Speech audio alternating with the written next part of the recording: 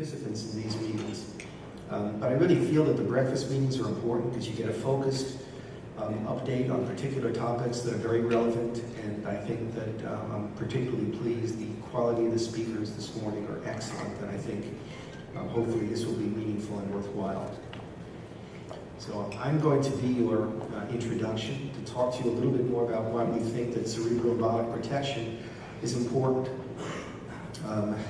And I feel this with a certain level of passion, that as a physician, the extent to which we can protect the brain and protect brain injury and continue to differentiate ourselves from alternative therapies is critical. And I really believe that not just in TAVR, but in a general sense, we can develop predictable and effective therapies to provide some protection. In Israel, they have the Iron Dome. Is that right, Iron? So we need some protection for the brain. I don't have any advice that relates to this presentation that are important. I'm going to go through some key points, and a lot of this is going to be amplified by our subsequent speakers. I have lived with the specter since the very beginning of TAVR that strokes are both feared and an acknowledged peri-procedural complication. So in this presentation, which was the second New England Journal of Medicine presentation on the first randomized trial we did against surgery, we showed, I thought, some very impressive results with an early stage device with operators that were not really very well trained in terms of having experience with these therapies, and in patients who were the sickest of the sick. And the response we got in the editorial was, at what price? Really emphasizing that the stroke issue was as important as anything else. And we have lived with these data since that time, and it's been almost a decade since we began that early work, that there was about a twofold difference in strokes. At that time, we didn't even know quite how to classify strokes, but that difference was real. That is probably the only study, certainly the only randomized trial, that did show a difference. Now, it is clear, and this is an early meta-analysis of over 10,000 TAVR patients, that if you do have a stroke, it has an important impact on 30-day mortality.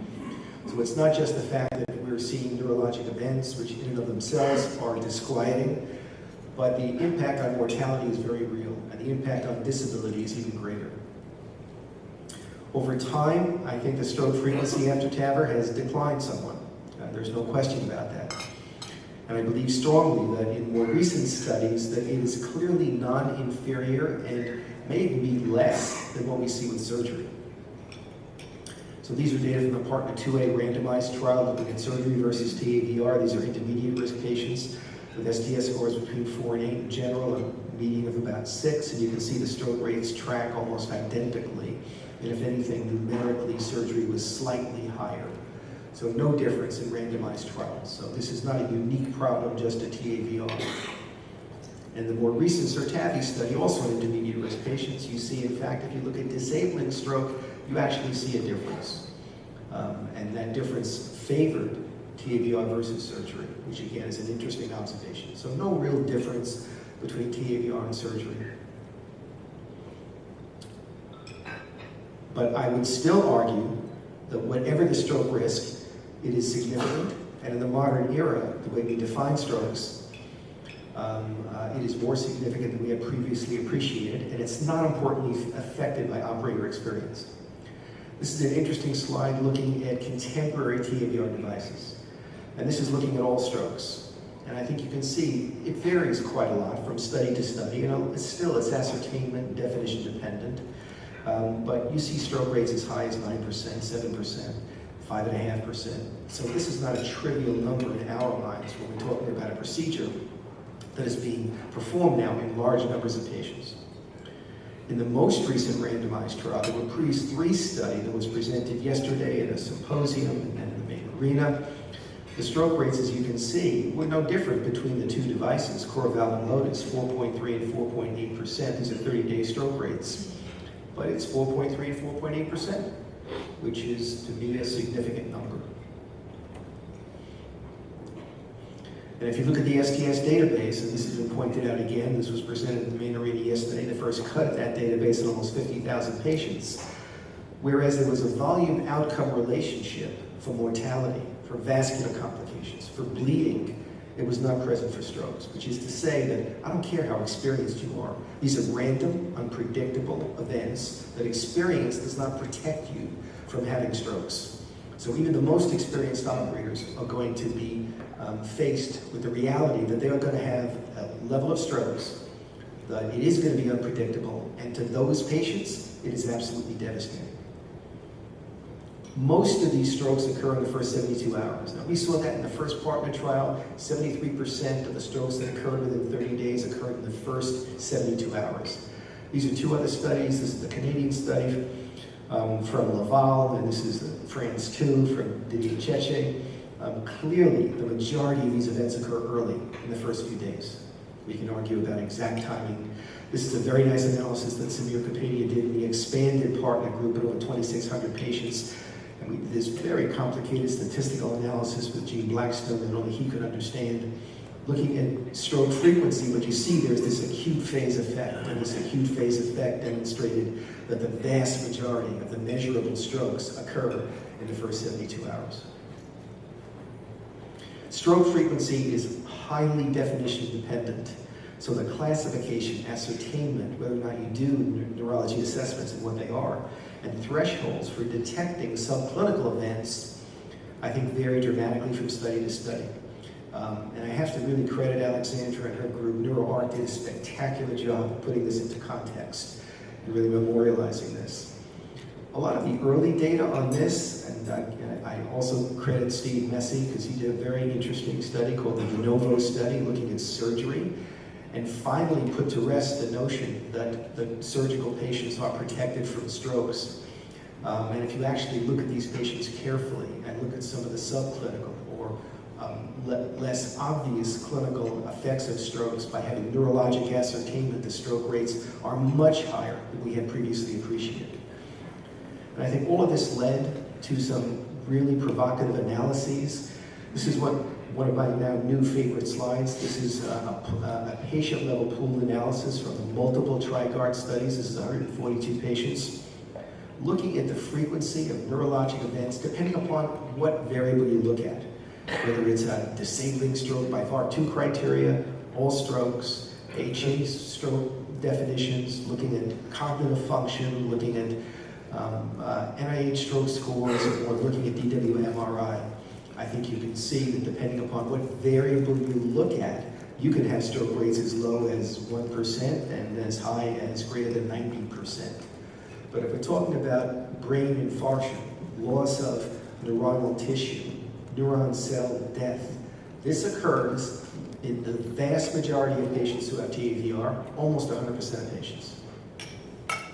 So Alexander's going to talk about this, so I'm not really going to mention it other than to acknowledge this is a beautiful publication, and this was a great analysis to be able to typecast strokes and to be able to talk about the classification, how you apply endpoints, how you assess these neurologic events. You'll hear much more about that. I like this slide from Eberhard Grube because it really does characterize in visual terms what we're dealing with. We're dealing with obvious major disabling strokes, of course, that's the devastating tip of the iceberg. But we just don't have a good idea as to what the importance is of these silent cerebral infarcts that occur in the vast majority of patients that have cardiovascular procedures like TAVR. And that really is the dilemma. You know, how we characterize the importance of cerebral injury and what are we going to do as therapeutic proceduralists to try to minimize the impact of those things. To just refresh you again, 10 studies with DWMRI showing that you can measure very clearly brain cell death in 65 to 100% of patients after TAVR. This is not an infrequent event. This occurs generally. Now, what the clinical impact of this is what people keep discussing. That's one of the controversies. And at what level do you apply a new therapy to minimize those effects? I like this slide because it points out some very significant things. We used as one of the endpoints in the Sentinel trial, one of the major effectiveness endpoints, a surrogate looking at diffusion-weighted MRI imaging. I think we've learned since then it may not be the best surrogate endpoint to use. I mean, we can measure a lot of things, but I'm not sure that it was the best surrogate endpoint. In any event, these are control patients who are not protected. They all had strokes. And by the way, the level, the NIH stroke score on each of these 3 patients was identical in terms of the magnitude of the stroke. Look at the differences in DWMRI imaging. in terms of lesion size, number, and location. You can have a small lesion in the wrong location and have the same effect as a huge cluster of embolic shower that really affects 20% of the brain. So these are the things we learned in doing some of these studies, which, by the way, makes doing some of these studies frustrating. Patient perceptions regarding the importance of strokes may vary, and they have exaggerated impact beyond the actual event frequencies. I really like some of the work that Megan Coyle-Wright is doing. She's a great interventionalist from Dartmouth, where she talks about patient-defined goals, and she did this interesting questionnaire and study of patients after TAVR to ask them what's important to them with respect to aortic stenosis therapy with TAVR. Only 7% of the patients said that mortality was important. That's not what they cared about. Reducing symptoms, 15%. Maintaining independence, 30%. But almost half said the most important thing was the ability to do a specific activity. So you could still be alive, but if you can't run, if you can't play the piano, if you can't dance with your wife, or your spouse, excuse me, those are important things to people, and we have to stop just talking about mortality and start thinking about things that are important to patients. And in the elderly, a stroke is worse than death. Maintaining independence is critical. Quality is more important than longevity. In younger patients, of course, we care about mortality, but we're concerned about cognition, mental acuity, and rapid return to quality of life. CEP filters do show impressive embolic debris liberation, and we've seen that in multiple studies as shown here by Von Meegen and what we showed in the Sentinel trial, measurable debris in the majority of patients. The totality of evidence, which you're going to hear about, shows improvement in clinical and neuroimaging findings. These are the 3 devices that have been used clinically in patients. I'll just point to this one study, which will be mentioned later, which is a meta-analysis showing a greater than 40% reduction in hard endpoints of stroke and death if you look at this meta-analysis of all the data available. And then finally, I think the use of CEP, whether you believe it should be selective or systematic, is really a shared decision-making process where there's a discussion with the patient and with referring physicians and with others about what the risks and benefits are. So I believe that the need for cerebral embolic protection is there. Whether we have the perfect devices at this stage, whether we can demonstrate it with conclusive, definitive evidence and complex randomized trials, I think we can debate some of those specifics, but I think that the need is there, and I think we really need to be focused on our ability to be able to address that need with accessory therapies that are going to protect our patients from brain injury. Thank you. Marty, you've laid a wonderful foundation. I have some duplication here in terms of the background, but I think just to, we will make the point again. Again, I think we've learned an awful lot over the last 5 years in terms of what happens to these patients after TAVR and certainly surgical AVR as well. So the vast majority of these patients do have ischemic brain injury, we know that. These tend to happen in showers of emboli, and if you take a look at the total lesion volume, the total amount of ischemia to the brain, it's actually very sizable, 4.3 square centimeters, so that's a lot of ischemia. What we also know is that these so-called silent infarcts have been linked to subsequent impairment, depression, cognitive dysfunction, etc., dementia, and it is an important risk factor for subsequent strokes. So I think that's an important factor. The Sentinel trial, I think, has really confirmed these findings based on surrogate, quote-unquote, surrogate endpoints, in that debris is captured in virtually all cases, and we've seen debris up to 2 millimeters in size, so again, visible to the eye. There's a whole host of different types of debris, including calcification, thrombus, etc. And of course, if you take a look at the underlying pathology that is being treated, you understand the mechanism. Coming to the issue of stroke and what is the stroke rate after TAVR or surgical AVR, very much depends on the definition. So what we've seen in the large randomized clinical trials is reports of severe stroke that's based on VARC and rates up to 6%, as you've seen. the issue is that if you now include more mild strokes, moderate strokes, as well as severe strokes, the rates that we have seen and now very consistently in different studies are 15% and above. So you can detect clinically meaningful strokes in 15% of patients. I think the key question here is that we've seen a couple of trials, at least recently, that have failed their primary efficacy endpoint. And whenever you have a failed trial, you have to ask yourself, is this an issue of trial design, or is it an issue of the device itself?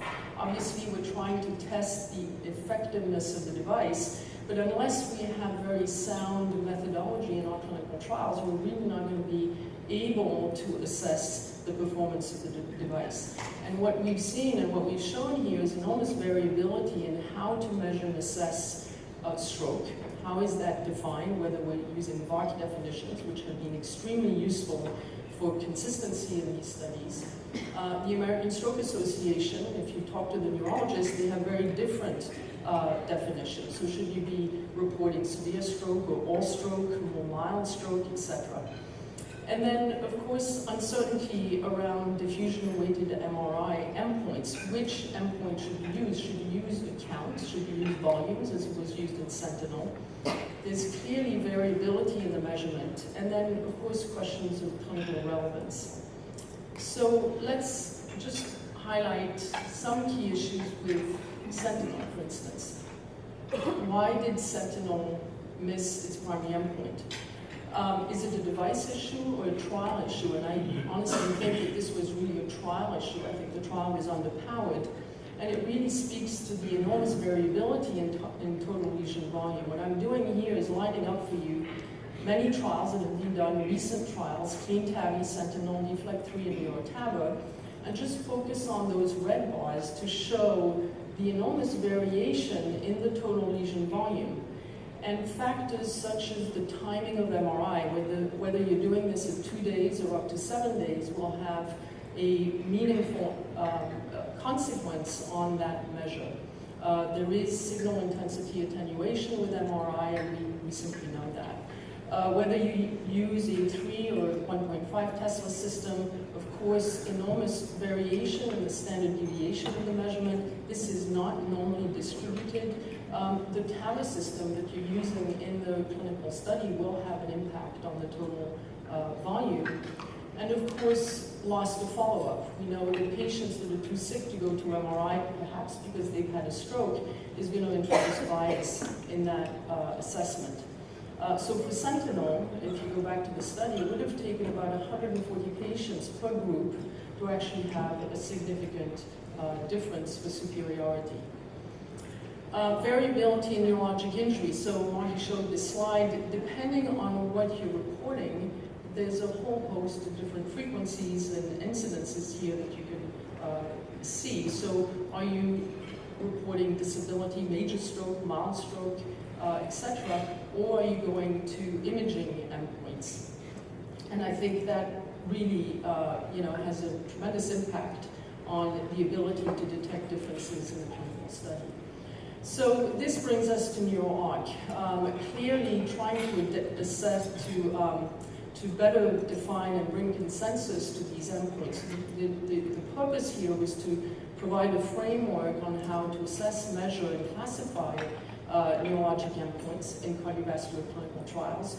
You can see a whole host of different experts in the field with a lot of emphasis on neurology, neuroradiology, and neuropsychology expertise. Of course, we had great input from the FDA as well.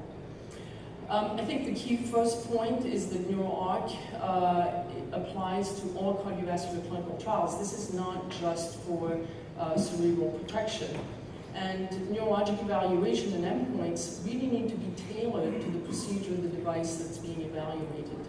We identified 3 groups of devices or studies. First group are those where you're looking at a safety metric, where the procedure, the device, has an inherent iatrogenic risk of cerebral embolization. This would be, for instance, TAVR or CABG. Type 2 are procedures or devices devices where you're actually protecting the brain. So you're looking at an efficacy metric, neuroprotection devices, temperature management devices. Category 3 are combinations where you're looking both at safety and effectiveness. So this would be left atrial appendage closure devices, I think, are the prime example. So here's our classification. I think it synthesizes a lot of thinking in terms of the mechanism, but also a classification that is very relevant to patients, is comprehensive and very practical.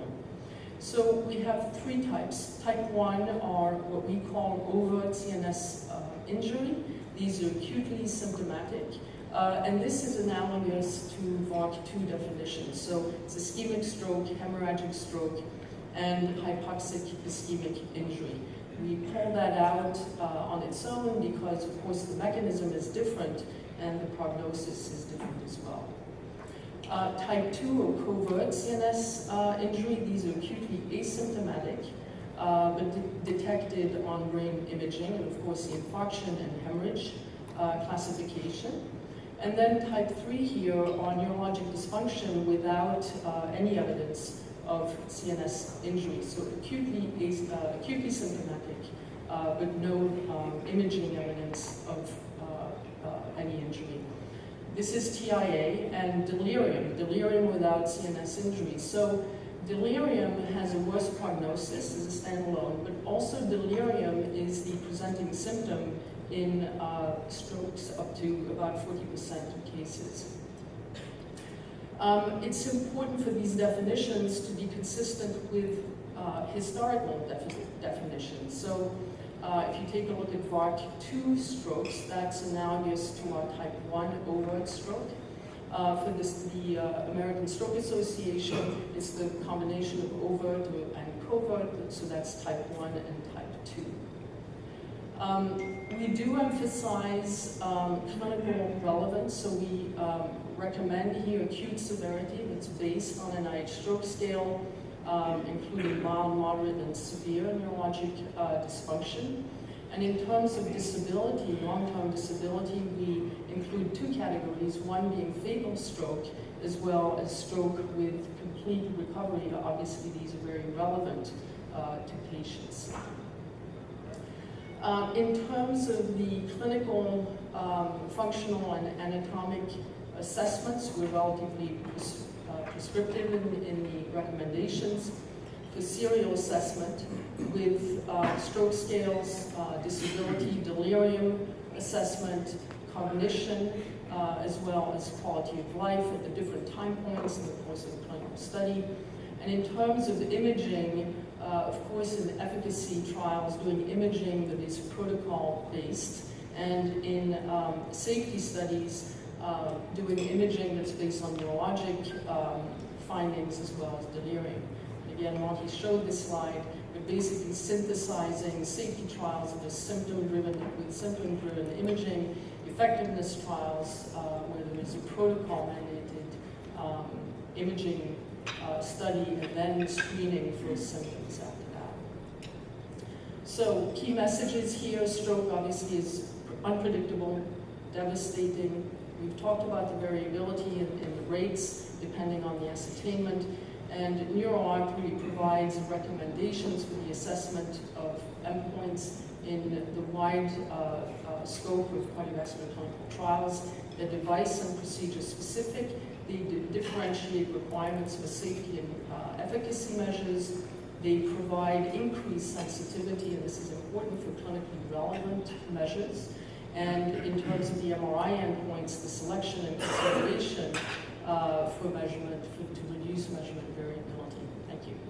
Thank you. Good morning, and thank you for the opportunity to speak here today, particularly as part of such an esteemed panel. I think both Marty and Alexander have done a wonderful job in setting the stage.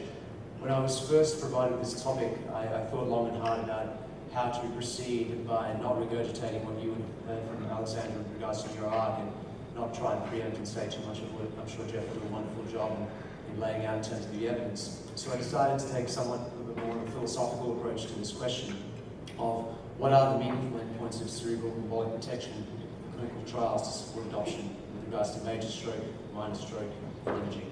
That's my disclosures. So I guess the first question is, what is it, whose perspective do we look at when we talk about what's meaningful in terms of cerebral and embolic protection? The majority of us in the room are clinicians, and so for us, of course, it's important to look at these. If we're academic clinicians from a clinical trial perspective, we've already heard discussions about whether particular surrogates such as MRI are perhaps not so useful. Should we be focused on hard clinical events? We've heard by virtue of NeuroArc that we now have a better standardized approach to looking at this in terms of what endpoints we should be measuring and when. And then we look at it from a regulatory perspective. The FDA imposes its own ideas on what they feel is meaningful, and obviously that has to be reflected in the nature of trial design, which we may not necessarily agree with. Hospital administration, of course, has their own idea of what's meaningful in terms of the bottom line and whether this is a cost-effective implementation. And of course, industry has their own priorities in terms of getting their device out there, selling this to us, and ensuring that there's a high uptake. But ultimately, I think it's important to remember that the perspective that we should be looking at is really the patients, because ultimately these are neurological events that are affecting the patient, and it occurs on a spectrum. So far, the trials we have in the domain of cerebral embolic protection, the endpoints divided into clinical and imaging. And what we've got so far are the obvious ones: major stroke, minor stroke, variations on other focal deficits, and more recently a focus on assessment of neurocognitive deficit, or subtle endpoint. And of course, imaging in terms of the lesion number and the lesion volume. When we look at the spectrum of endpoints, this sort of graphic, I think, illustrates the way we probably think about these at the moment, moving from left to right, more obvious, overt, to use the word from NeuroArc, major stroke, and as we move to the right of the graphic, less subtle, so major stroke, minor stroke, a focal neurological deficit, and then looking at imaging where perhaps there's not an overt clinical event that's detectable particularly early on, but certainly visible by MRI or other imaging modalities, looking at the lesion number, the total lesion volume, and then sometimes, even in the absence of overt imaging findings, there's subtle cognitive deficits. All too often heard patients and their family members come back and say, they're feeling a lot better, their shortness of breath is better, they're just not quite the same. It could be memory, it could be executive function. I think Marty showed a very interesting slide, but from a patient perspective, the ability to do something independently or to perform a specific activity was the most important to them.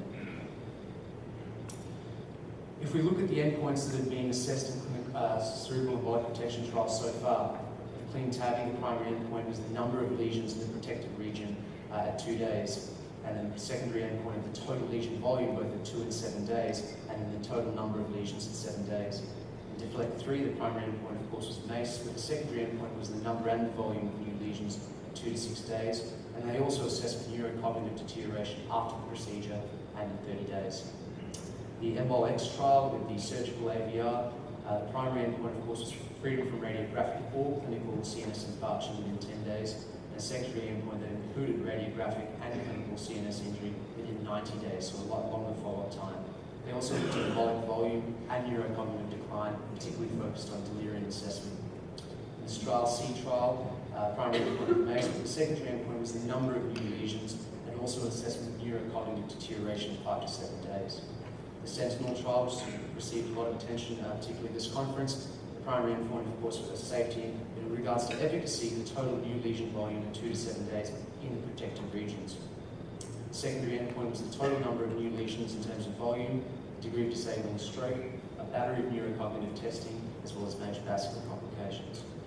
And then, of course, Reflect, which is ongoing, the primary safety endpoint of MACE, the primary efficacy endpoint looking at mortality or stroke at 30 days, a decline in terms of their NIHSS score or their MOCA score, and the volume of new lesions for 2 to 5 days. When we look at all of these in totality, you appreciate the very significant variation which we've already seen, both in terms of the outcomes that looked at the endpoints, but also the timing of these endpoints. One of the other issues which Alexander touched on was the way we assess these clinical endpoints. So one of the issues is particularly we've seen over time the variation in stroke. Marty presented that great slide of all the TAVR trials, and there is significant variation. Part of this is related to the self-reporting of strokes, such as you see in the TVT registry, versus the presence of independent adjudication, and also the timing of the assessment of their neurological injury.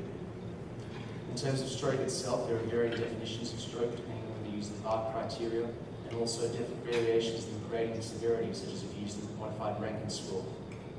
Some of these trials have included assessment by a neurologist, others have not.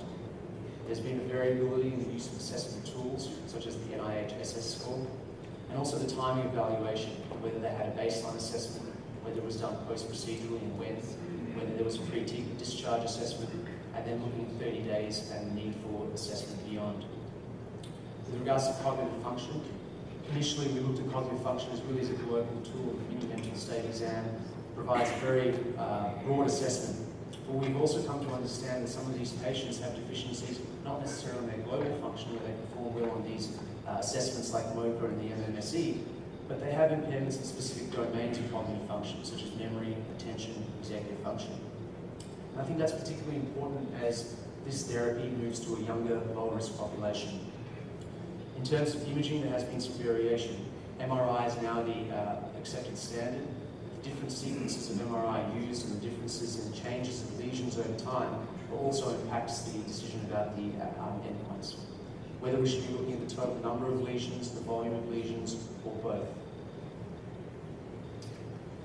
Of course, NeuroArc has been a great tool and a major step in helping to reduce some of these issues and really give us a standardized approach to how we should assess these endpoints and at what time point.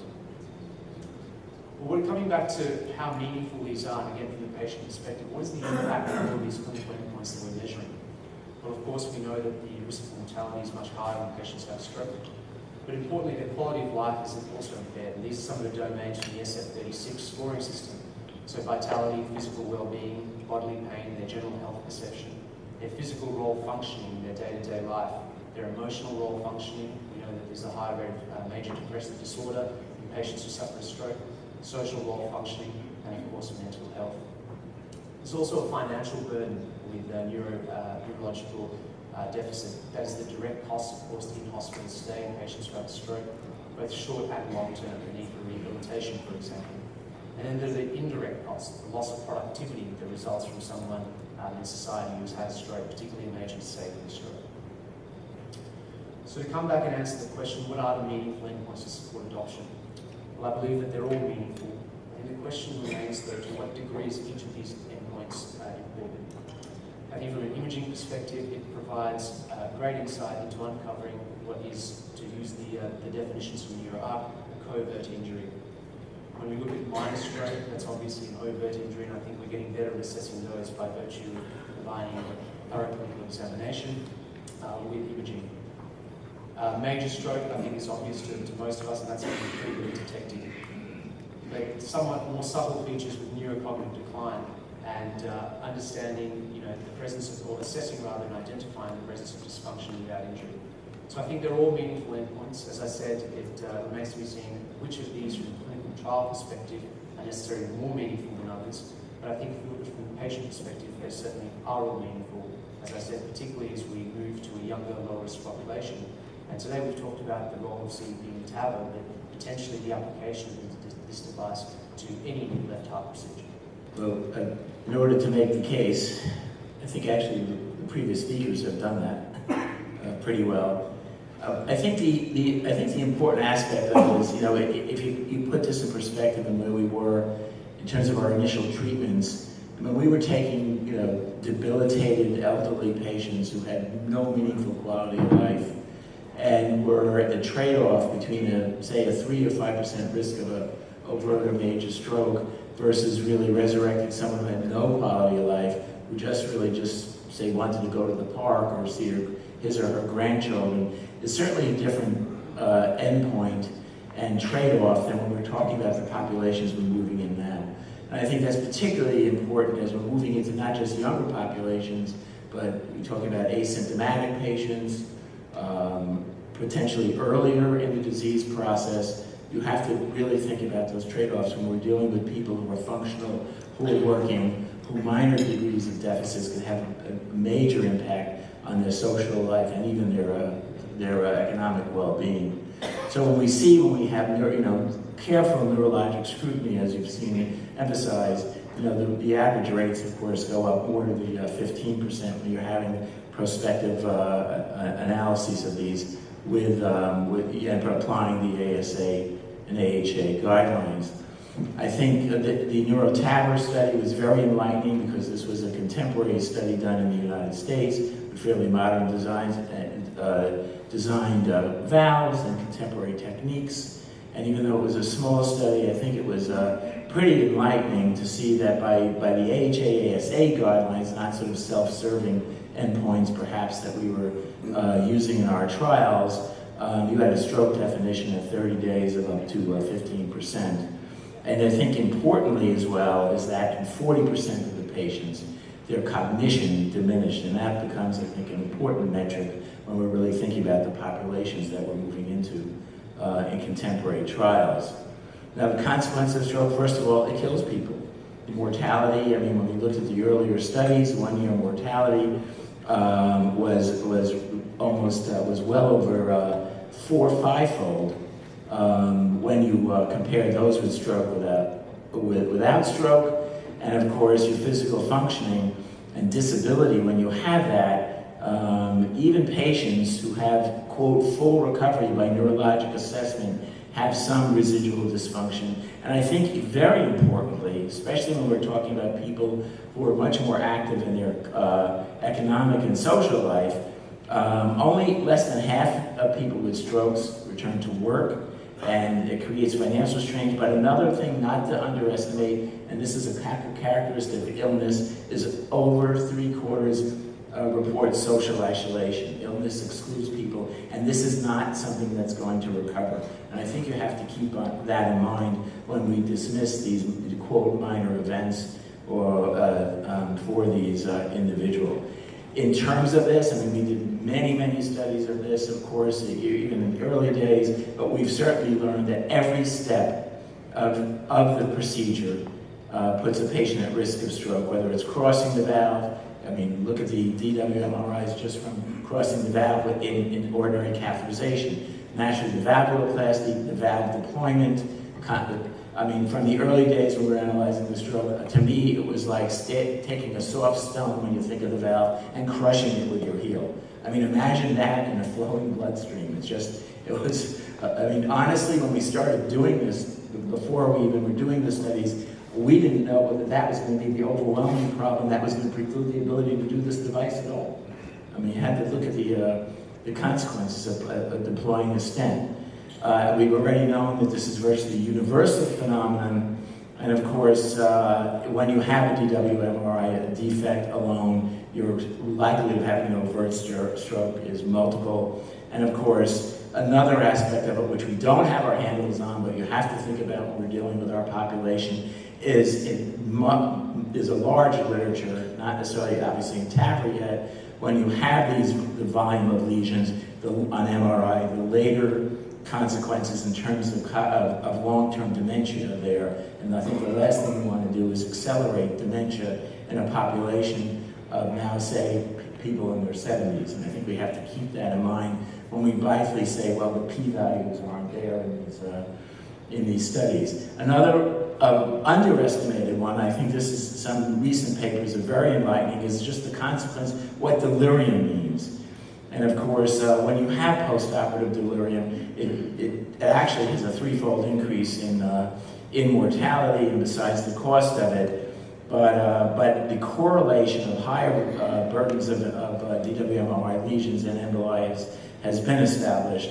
And certainly, if you can reduce the risk of those multiple and the burden of lesions, this can be an also important surrogate. We've already discussed, and we'll drill on it in terms of the timing strokes, but the periprocedural 72 hours is the vast majority of them, so that is why that's an important target. And another aspect of it is, the bloodstream isn't very selective about which artery they go up, and all 3 territories from all the major branches are at risk. Whether you look at anterior cerebral, posterior cerebral, middle cerebral, or the cerebellum. there's a fair distribution across all the three major vessels of the arch, which we think is important. Now, we've already seen these data, so I won't go into it, but I think the Sentinel trial has given us many important lessons. You're aware of the design, so I won't dwell on it, except to keep in mind that when you looked at the efficacy analysis, it was really under 100 patients in each group, and that's a bit of a shame. It was only less than 80% MRI follow-up, and that's our primary endpoint. MACE wasn't different, but as we've emphasized, this was a 9% versus a 5.6% stroke rate. That, in the larger trial we discussed, is important, and I don't think that clinical endpoint can be ignored. And as you can see, even though, again, because of the small numbers, there's actually a 42% reduction in volume. Because of the standard deviations, the variabilities of the sizes, it does not occur in terms of did not give us a p-value. But I think the most impressive thing, and I think that really impressed the FDA panel, was this, showing that you had debris from the valve almost 100% of the time. Another piece of evidence that I think was derived from Sentinel, which is important, and when you looked at the volumes of all territories and then the primary efficacy endpoint, which is the protected territories, this here, the patients, they're on control. As you can see, without three-vessel protection, you actually get no difference overall. It's important that in the protected vessels, that's where you saw that reduction. And I think that emphasizes, important aspects of the technique and what our objectives should be in terms of the devices we use. And of course, what we're talking about is with the TriGuard is the ability here to cover all three vessels. And I can tell you, and I think the Sentinel is also working on devices also to cover all three vessels. So I think universal coverage, has become the standard, and everyone acknowledges it. There was a small trial, a small randomized trial with the TriGuard device, which is deflect. It's a very small group of patients with 45 embolic protection and only 38 controls. But it was carefully analyzed, and I think the important message is this: if you look at the WMRI, in terms of the number of people with absent brain lesions, which should be, I think, our objective, and maybe not achievable in everybody, but you can see a major difference, whether it's even in intention to treat, of course, and of course, my feeling is intention to treat when looking at device efficacy is kind of a funny way to do it. These are not placebo pills we're giving their devices. And if you want to know how a device works, how does it work when it's actually used? And this is the analysis I think is important. And here you more than double the number of patients who have no ischemic brain lesions.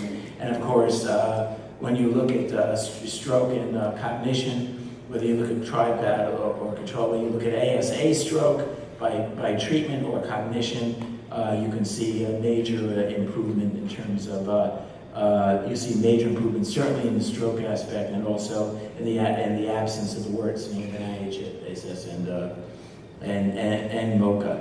Now, Alexander, which you've already seen, did a nice pooled analysis of all the deflect trials and the neurotab. We're just trying to beef up our power pending our pivotal trial, and you've seen this. But I think the major aspect of it is, besides, as you can see, the increase in frequency of problems based on the definition of your endpoint, whether it's very sensitive endpoints or whether you're looking at the VARC definitions.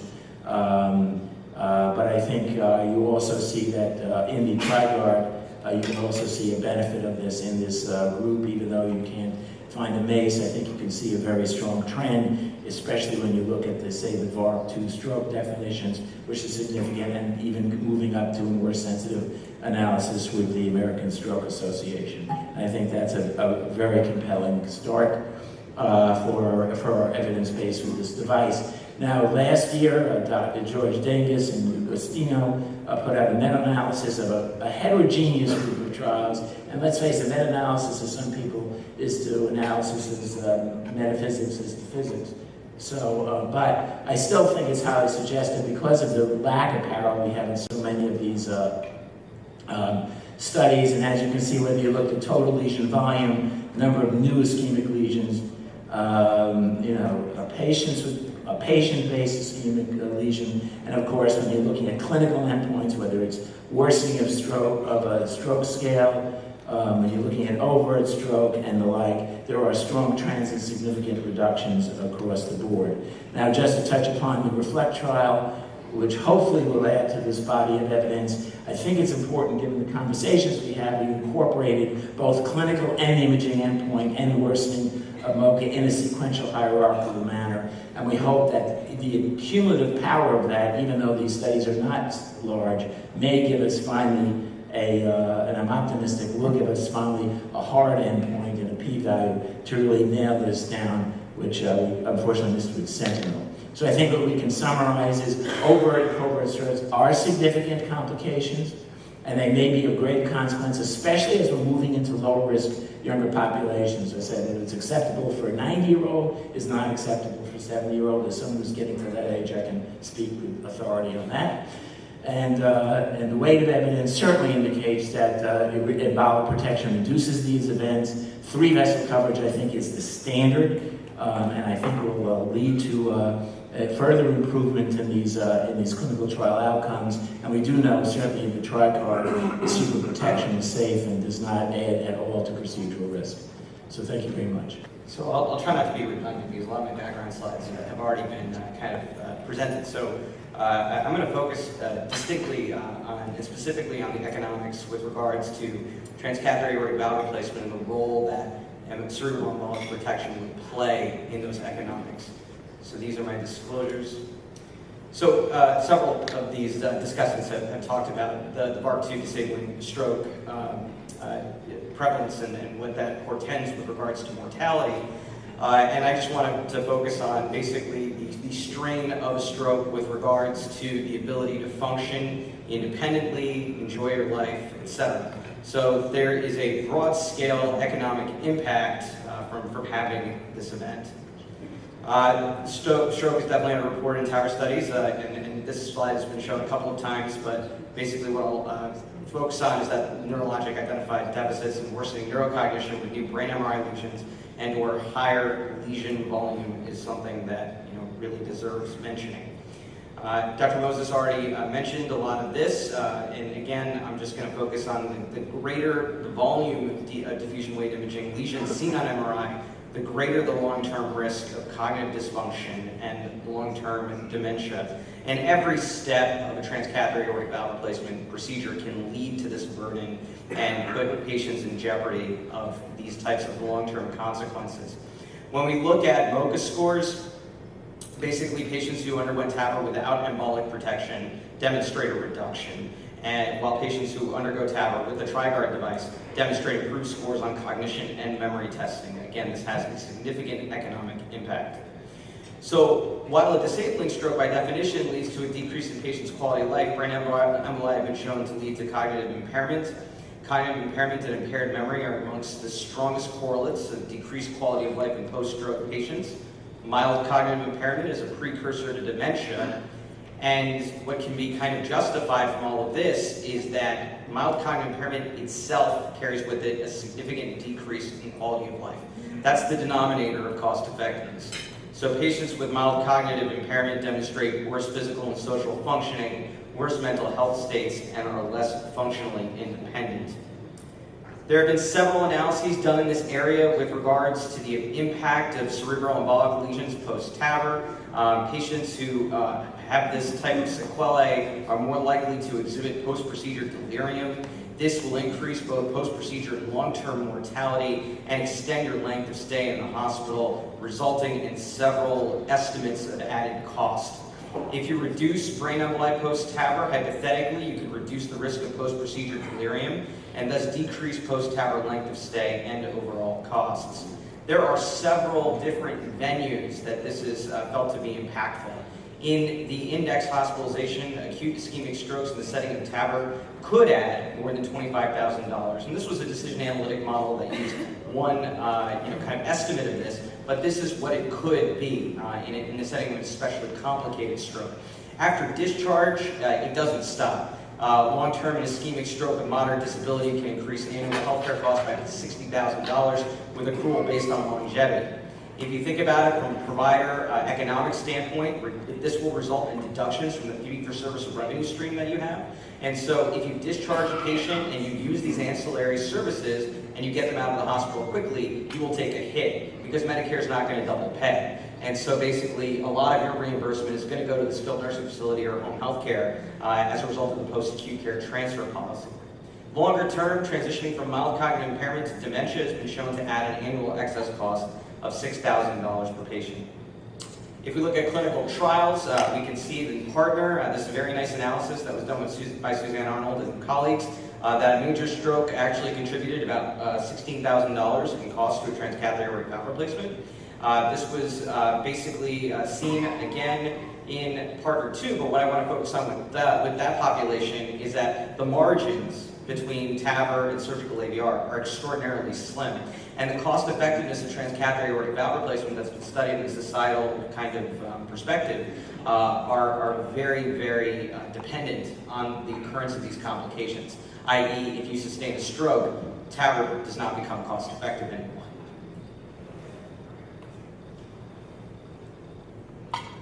The financial margins with TAVR are so small, like I said, that even a single major cerebrovascular accident could lead to a TAVR program no longer being profitable. It could shut down programs. So the average contribution margin for TAVR in the United States is $11,000. If you sustain a few disabling strokes, you have longer-term hospitalizations, longer-term resource utilization, you can definitely feel that financial impact to the point of being financially insolvent. As payment for medical procedures will likely move towards an alternative payment model that includes costs for up to 90 days of post-procedure care, the effect of all types of strokes on the profitability of TAVR programs will become even more pronounced. And if we just look here, this is a very good white paper that kind of summarizes this. Right now, we're kind of in a fee-for-service landscape in the United States, and as we march into a future state, we're looking more at population-based payment models with a lot of emphasis on value-based healthcare. And when you get to that setting, having a stroke in a certain window of time, again, can be extremely debilitating to the program. Until recently, TAVR was only approved in the United States for patients at prohibitive or high risk for surgical AVR, and now we've extended this risk profile down to an intermediate risk for commercial use.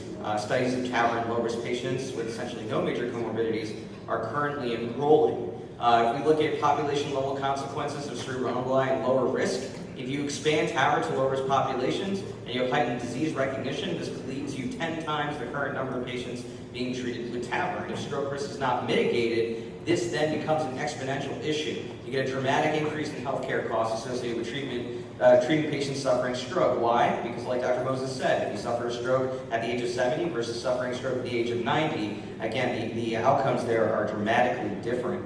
And this whole idea of long-term cognitive impairment becomes that much more potent. So again, in high-risk versus low-risk patients, you're dealing with different ramifications. And in lower-risk patients, basically, they're possibly still working, possibly still contributing to society. And if you knock that out, you have economic ramifications that don't just affect the patient, affect society as on a broader scale. And the impact across perspectives is felt. So why complete embolic protection? In each of these perspectives, there's a very good argument. And so just to be brief, when we're looking at cost effectiveness, basically we need to look at every single perspective that would adjudicate that from the standpoint of a provider, which is what I'm going to look at in just a moment. Again, in fee-for-service or per episode care, the potential reduction in incidence of an economically devastating consequence is very important. And in a bundled payment ACO model, potential avoidance of long-term economic burden is extraordinarily important. And complete embolic protection, I believe, satisfies this. If we look at the data that I have at Pinnacle Health Cardiovascular Institute, my own hospital, and if I look at a regular TAVR, a TAVR with paravalvular leak, a TAVR with stroke, a TAVR with a dual chamber pacemaker, a TAVR with a biventricular pacemaker, all of these actually have various cost ramifications. And again, looking at our baseline of about $36,000, a TAVR with a stroke adds about $5,000 on average to the inpatient stay as far as costs are concerned. If we then take that out to a 90-day window of time, the issue here is that basically, again, regular TAVR racks up an additional $2,000 of cost. This stroke patient only racked up an additional $1,400. This is a limitation of this form of economic analysis. This is why it's so important to take in every single perspective. the payer, the provider, society, etc. Because from a provider standpoint, I can only see what happens to them in the hospital. And so in the hospital or in my healthcare system, they're running up an additional cost of $1,000. Well, what is the stroke patient doing in 90 days that makes them so cheap? They're going to another setting of care where I'm not picking up the cost. And so if they're using skilled nursing facility resources, home health resources, these cost money, but they're not visible to me as a hospital provider. So these economic analyses that we would do in this setting cannot be myopic. They have to be all-encompassing, broadly reaching. What about the disposition, like I talked about? Acute care, rehab, skilled nursing facility, outpatient physical therapy, occupational therapy, speech therapy, all these things cost money and heighten the resource utilization. And then what about the opportunity costs? So it's been mentioned with regards to the patient that has a debilitating event, what kind of economic burden that sustains for the patient themselves. But what about the family members that are taking care of this patient? And so after they do get released from a skilled nursing facility, they've got adult children who are taking time off of work. That can have a real economic burden as well. Very difficult to assess what that is. So stroke rates in many of the randomized trials of TAVR are likely underestimated. Cerebral emboli are very common post-TAVR and may not lead to overt clinical signs of stroke, but are correlated with the development of cognitive impairment. Mild cognitive impairment is correlated with worsening quality of life and an increased risk of stroke, dementia, and death. Cerebral emboli are directly correlated with risk of post-TAVR delirium, which increases length of stay and healthcare costs. The upfront and long-term costs of stroke may lead to TAVR programs that are not focused on mitigating the risk of stroke to become unprofitable and non-sustainable. As TAVR becomes available to lower-risk populations of younger, functional, and independent patients, an overall stroke rate of 2 to 5%, which is probably an underestimate, period, may no longer be acceptable. The combination of TAVR and complete embolic protection with TriGuard has been shown to decrease the risk of stroke, the number of embolic lesions post-TAVR MRI, and improve cognitive functioning post-TAVR. As TAVR continues to expand to low-risk patients, it will be important to consider the use of complete embolic protection to prevent the short and long-term consequences of cerebral embolization, and to ensure that TAVR is performed in the safest possible environment with respect to the economic adjudication of this particular technology.